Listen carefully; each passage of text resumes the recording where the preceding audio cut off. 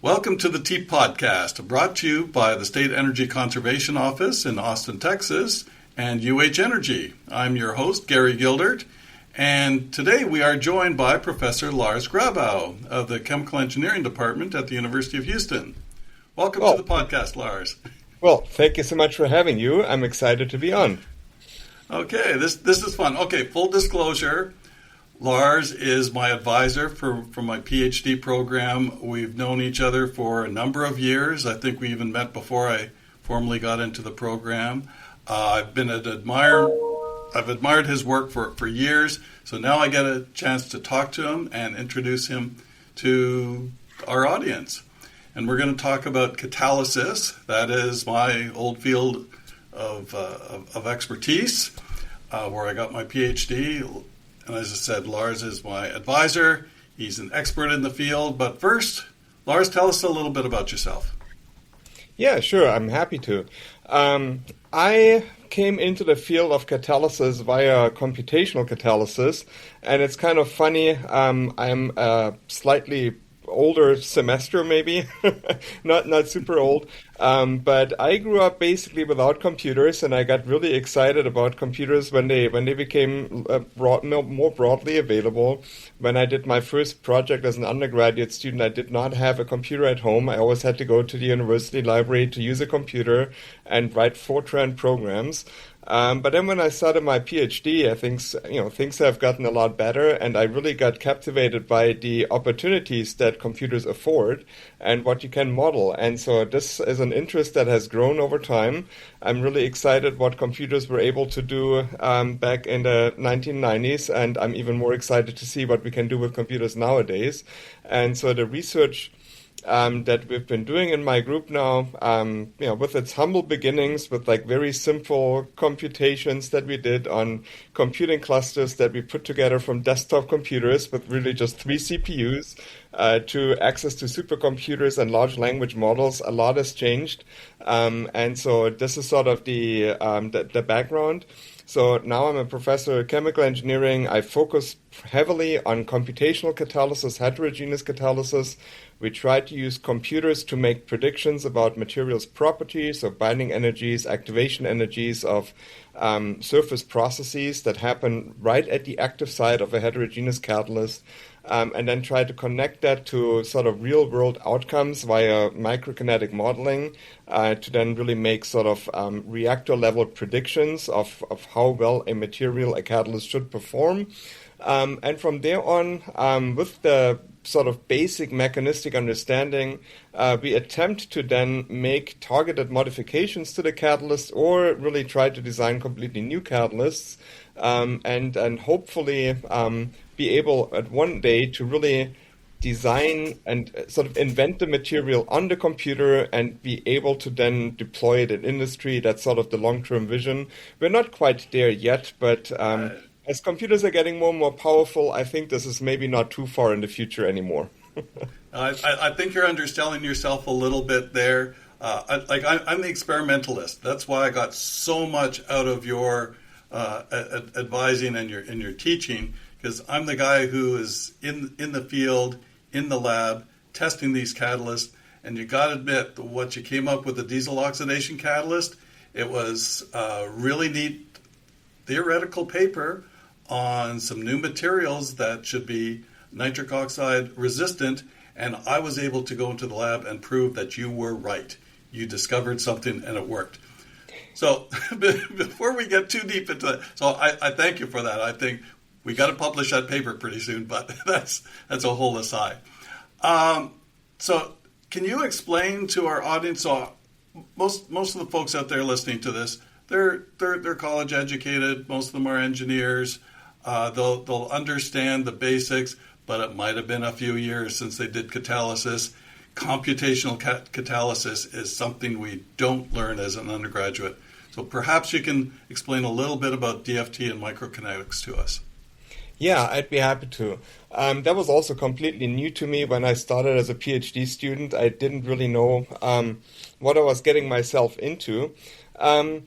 So when I was mentioning earlier that we are trying to predict materials properties, we do that from first principles. That means we are trying to make as few to almost no assumptions whatsoever about the underlying physics and the chemistry of forming and breaking bonds. So we solve an approximation of the Schrödinger equation, which really determines, or from which we can determine the type of orbitals that are formed in molecules and when molecules bind to surfaces, and what energy is required to reform these orbitals and break them and make new bonds. So that is really the key advantage of, you mentioned it already, DFT, that's short for density functional theory. That is a technique or an approximation to the full solution of the full system level wave function, where all you need to know is sort of the probability of finding an electron somewhere in space. Right? So it's all based on energy electron densities, and that is sufficient to predict just the energy of the system. If we can predict the energy, well, the first derivative of the energy, that's that simple physics background, is the force. So we can predict the force between atoms, and from that we can calculate vibrational frequencies, for instance, and other properties. So with that we can build it up really from the ground, from first principles. We calculate energies, which then includes the binding energy, activation energy of chemical processes. We can calculate frequencies. From that we can calculate some thermodynamic properties, such as the entropy. And as we are now building up from this really ground level, we can use these energies and entropy values and enter them in more, let's say, macroscopic equations that are then kinetic equations, Arrhenius type equations, for example, for a rate constant, and build up a mechanism from the ground up. And one of the things you almost glossed over there, which I embrace because it made so much sense to me, is you're predicting how sticky a molecule is to a surface, catalyst surface. And that, in catalysis, I think that's so fundamental because that not only defines the activity so much, but also the selectivity. What molecules are sticking to the surface most predominantly can be almost independent of what's in the bulk. So that's one of the keys. That's one of my big takeaways from it. Okay, yeah. So now that you've got all this information on the stickiness and the bond breaking, what do you do with that? Excellent question. So now that we understand that, we can take that one level up, and so we need to build a bridge now from this atom or molecular scale information to something that you can measure in a laboratory. And let's say you have a small reactor in a lab, and you measure conversion, maybe rates, turnover frequencies, and selectivities. So we need to bridge those two. And so the way we attempt to do that is by writing microkinetic models where we break down a overall chemical reaction into small elementary steps. Each one of these elementary steps has 1, 2, maybe sometimes 3 reactants. They form products. Typically, they break only a single chemical bond, so it's an elementary step, an elementary process. And for that process, we can calculate now with DFT, density functional theory, the energy trajectory or the energy barriers that are required. And from those, we can then estimate and predict rate constants for each one of these kinetic processes. Now, if we put these together, we can form a full mechanism for a chemical reaction, and then we can start trying to make predictions of how well a catalyst works. And now here is where it gets really complicated, because if we miss a key kinetic mechanism or a key step in the mechanism, our predictions are not very useful. Moreover, if we are making if we are deriving the parameters for these steps from catalyst models that are not very representative, and I'm making fun of myself. I've lived most of my life with making calculations on the platinum 111 facet, so a single crystal facet of platinum without any defects and perfectly pristine. And the question is, how representative are the energy values that we extract from such a simplified model for a real catalyst? And the answer is probably not very good. Because real catalysts aren't just a nice smooth surface or single atom sitting on a otherwise inert surface. Yeah. Not quite there.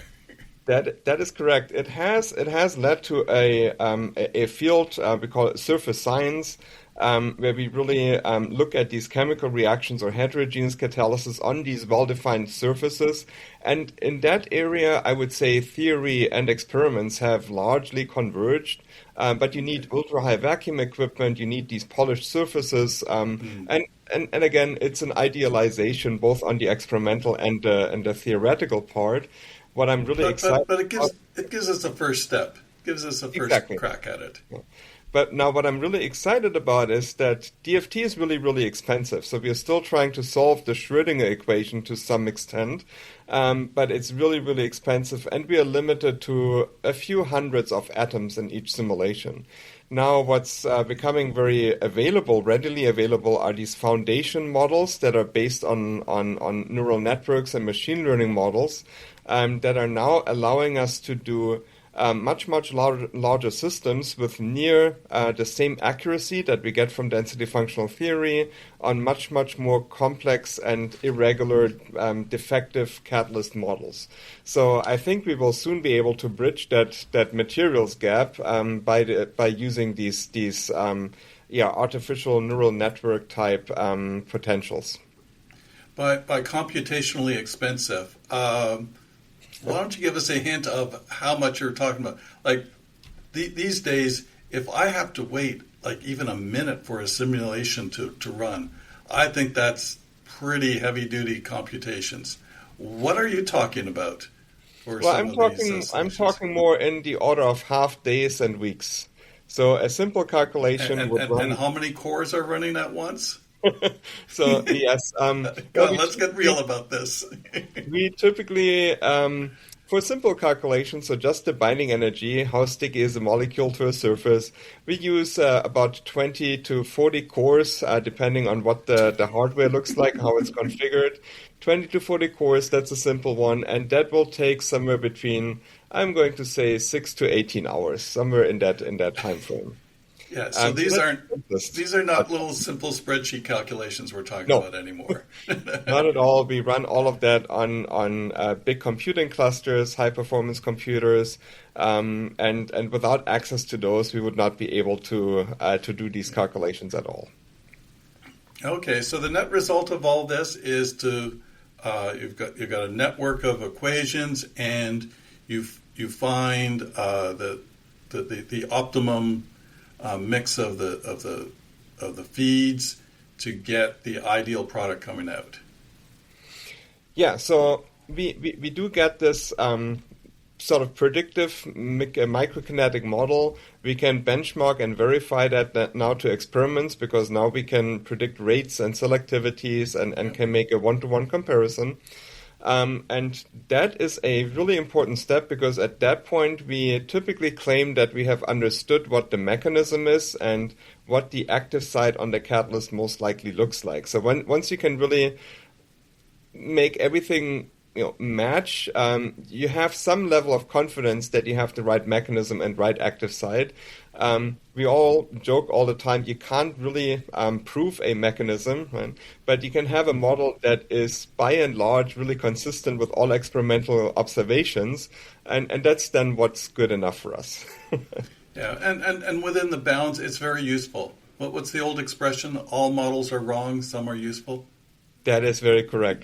And here's how we use these models. When we now understand how this mechanism works, we can now mathematically change some of these parameters that we have put in and test the sensitivity of the model, the reaction rate or the selectivity, the sensitivity of those macroscopic observables with respect to some of the parameters on that went into the model. And then we get the really sensitive parameters, and then we can start playing around. We can say, well, if we could change this parameter by that much, we can make this catalyst that much more active or that much more selective.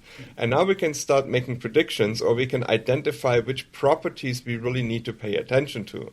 And once we identified the key properties of the material, of the catalyst, or a working catalyst, we can then use high throughput computations where we are testing huge libraries of materials and see what sort of targeted modification or new alloy composition can we test that improves on that certain descriptor. So this one energy parameter that goes into the model. And so that's a way for us to then design catalysts with avoiding the experimental trial and error by doing the trial and error sort of on the computer, testing large material libraries that way. I just love that concept of being an experimentalist. I've gone through and tested many different variations of catalysts, and though we laugh about how many hours on the computer your computations take, you're in the lab. If I can test 4 catalysts with some thoroughness in a week, I'm doing really, really well, and I've got to have the right equipment. Now there's some other techniques that of using small samples and testing a lot at once, but we won't get into that. But you can scan so many different catalysts on the computer. I think that's great, and I've seen some of that work in action that came up with better ratios for alloys. So yeah, what's next? Just to give you a quick idea of how many we are testing these days, we needed some preliminary data for a proposal, and I had a postdoc who had worked with Meta AI before, essentially, and uses their FairChem machine learned potential. And he then, within 2 days, tested in the order of 1,000 new alloy materials compositions exhaustively for carbon and oxygen binding energies. And that's just insane to me how many things we can now test in just a couple of days. Yeah, that's orders of magnitude more than I could do in my laboratory. So that is absolutely fantastic. So what's next on the horizon with computational catalysis? You mentioned something about non-steady state. You're yes. Breaking the rules there, Lars. No, I'm not breaking the rules. So this is something that really caught my attention about 10 years ago now. And it's an outcome of work that I did with Mike Harold in our department on emissions control. And so we've been working on the typical methane, CO, hydrocarbon oxidation projects. And there was always one interesting component to it, and that is if you're driving a car or you operate an automotive catalytic converter, you never really run that at steady state. And so you have engines that work with lean and rich combustion cycles, and the driving cycles are all different. And so one interesting outcome was that these automotive catalytic converters, they typically have a material that stores oxygen, and you have this lambda sensor. So it's all about regulating the oxygen or the fuel to air ratio at different cycles. And if you do that right, you can actually make the catalyst a lot more active for just simple combustion in that case. Now, at around the same time, it became really popular to look at small modular reactor systems, smaller reactors, distributed manufacturing. And if you now think of a smaller reactor, and if you can think of the right process that can work on a smaller reactor, and you can impose these dynamics externally, so it's not a system requirement or a intrinsic oscillation, but you can now externally, let's say, run a reaction lean and rich and sort of mimic what happens in an automotive catalytic converter. You can actually push some of these reactions into kinetic regimes that you cannot sustain at steady state. And so what we can do is we can run something let's say, for a certain amount of time under leaner conditions and then under richer conditions, which will then favor one of the two, the reduction or oxidation reaction, for at least for some time. And then before that saturates or that enhancement goes away, you basically have to switch back to the other cycle.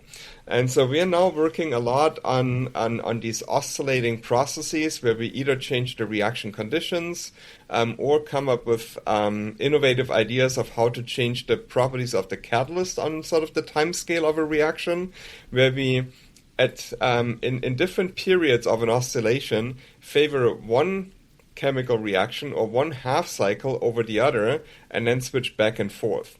Now, it works for certain reactions that you can then even even though you're doing only half of the work half the time, right?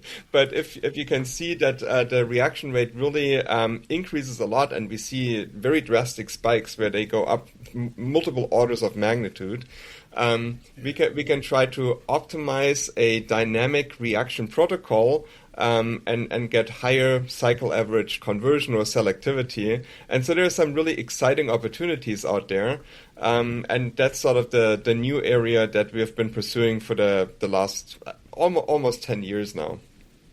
Well, and some of this makes a lot of sense if you think of adsorption, desorption cycles.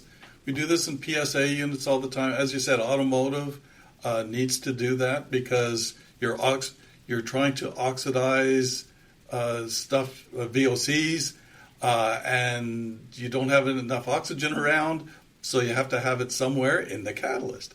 So this is all making sense, and I can see this. So right now your work is focused on enhancing the activity, but I can see some cases, and sorry, we haven't talked about this offline any time, but enhancing the selectivity as well. That's got to be something. So if you think of the three aspects of a catalyst, the three performance aspects: activity, selectivity, life. So you're showing some tremendous activity enhancements. Selectivity's got to be there. If you can crowd out the undesirable reactions, that's got to help. Life is the other piece that, and you can't look at that just in small scale lab. So that'll be the interesting thing to see if you get the inadvertent accumulation of something you don't want, because that'll kill your life. So, any thoughts on those areas, the selectivity and the life? Yes, absolutely great points, Gary, that you're making here. Really, what I'm talking about is chemical looping at a shorter scale, at a reactor scale, where we are not moving the catalyst around. But chemical looping also has this great advantage of not just selectivity, but also to some extent product separation. So what comes out of the reactor at different cycles can already be sort of separated, which can save you a lot of energy downstream if that can be helpful, right? So in chemical looping, and I think that's often done, is you want to avoid the formation of NOx as a byproduct. That's by using a metal oxide for a combustion, and then you're reoxidizing the metal oxide with air, but the nitrogen is not incorporated into the metal oxide, and the nitrogen basically just exits again, and you only bring the oxygen over into the other reactor. And so you do a separation at the same time. The nitrogen is not incorporated, and you can fully avoid the formation of a byproduct NOx. So that's established chemistry, right? And this is also something we can sort of mimic in these smaller reactors with the dynamics and different phases. And the timescale here is very important. The timescale doesn't have to be incredibly fast. We have recent examples from the group where we looked at the ammoxidation of propylene to acrylonitrile. And there we're talking about cycles that are in the order of 10 to 15 minutes with relatively short regeneration cycles. And just as you indicated, the selectivity is one of the key factors there. An oxygen regeneration, and I'm calling it regeneration on purpose because it also increases the lifetime of the catalyst. So short bursts of oxygen in between, they bring the catalyst back into a really active state. And it is a very selective state where we form the right type of oxygen intermediates near the surface that are selectively converting propylene to acrylonitrile rather than just to CO2. So it has all of these advantages. You get the rates up, right? You get the selectivity up, or it's possible at least in certain reaction networks. And if you're lucky, you have a catalyst that responds positively to that and has a longer lifetime. Okay, I think we're looking at the next era in some catalysis and reaction engineering. It has limitations. It doesn't always work. But I think there are some really exciting opportunities to make this happen. Yeah, I think it's going to drive our distillation friends crazy.